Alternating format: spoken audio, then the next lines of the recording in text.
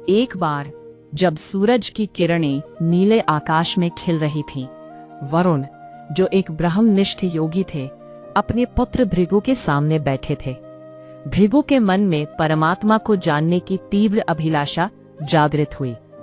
उन्होंने अपने पिता की ओर देखा, जिनकी आंखों में ज्ञान की गहराई थी। उनके हृदय में प्रश्न उमड़ने लगे।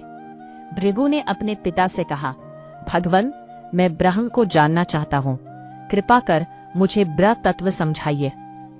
वरुण ने मुस्कुराते हुए उत्तर दिया, जिससे सभी का पालन पोषण होता है वही ब्रह्म है। भृगु ने सोचा और पाया कि अन्न ही ब्रह्म है। अन्न की महिमा को समझने के लिए उन्होंने कठिन तप शुरू किया, अपनी पूरी ऊर्जा को इस लक्ष्य में समर्पित कर दिया। कई वर्षों के बाद जब वे अन्न उपजाकर लौटे तो कहा, प्रभु, मैंने अन्न को समझा, लेकिन मुझे शांति नहीं मिली। वरुण ने फिर से मार्गदर्शन किया, तुम तप द्वारा ब्रह्म तत्व को समझने का प्रयास करो। भृगु ने प्राणायाम किया, अपने शरीर को तेजस्वी बना दिया, लेकिन शांति अभी भी उस तक नहीं पहुंची। निराश होकर वे अपने पिता के पास लौटे और अपनी जिज्ञासा को फिर से व्यक्त किया, ब्रह्म तत्व का रहस्य बताइए। इस बार वरुण ने कहा, तू तप कर। भृगु ने मन को संयम में रखने और उसे पवित्र करने की साधना की, परंतु शांति फिर भी दूर रही।